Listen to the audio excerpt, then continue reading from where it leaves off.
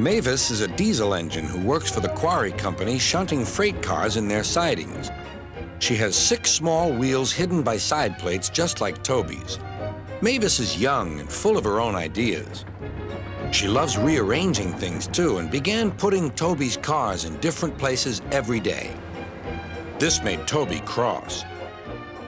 Freight cars, he grumbled, should be where you want them, when you want them. Fiddlesticks, said Mavis and flounced away.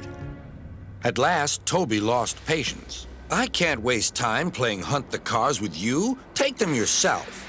Mavis was pleased. Taking cars made her feel important. At the station, Diesel oiled up to her. Toby's an old fusspot, she complained. Diesel sensed trouble and was delighted. Toby says only steam engines can manage freight cars, continued Mavis. How absurd, squirmed Diesel. Depend upon it, Mavis. Anything steam engines can do, we diesels can do better. Diesel knew nothing about cars, but Mavis didn't realize this. Toby's line crosses the main road behind the station and for a short way follows a farm lane. Frosty weather makes the muddy lane rock hard and very slippery.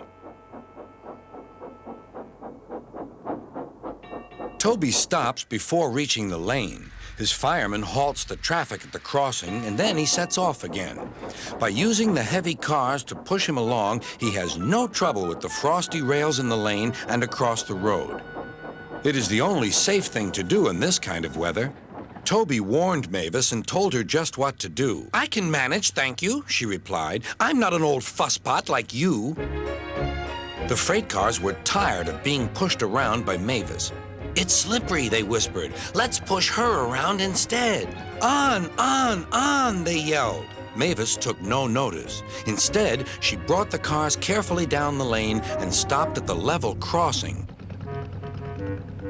All traffic halted. One in the headlamp for fusspot Toby, chortled Mavis.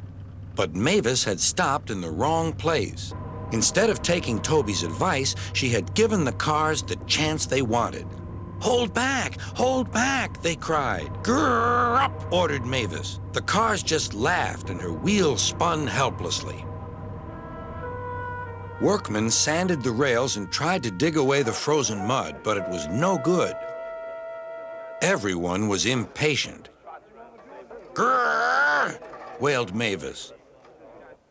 Toby was in the yard when he heard the news. I warned her, he fumed. She's young yet, soothed his driver. And she can manage her cars herself, interrupted Toby. They're your cars, really, his driver replied. Mavis is supposed to stay at the quarry. If Sir Topham Hatt finds out... Yes, said Toby thoughtfully. He and his driver agreed that it would be best to help Mavis after all. An angry farmer was telling Mavis just what she could do with her train. Having trouble, Mavis? Chortled Toby. I am surprised. Gosh, said Mavis.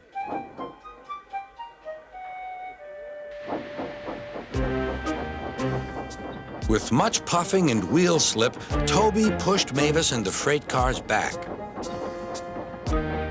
The hard work made his fire burn fiercely, and his firemen spread hot cinders to melt the frozen mud.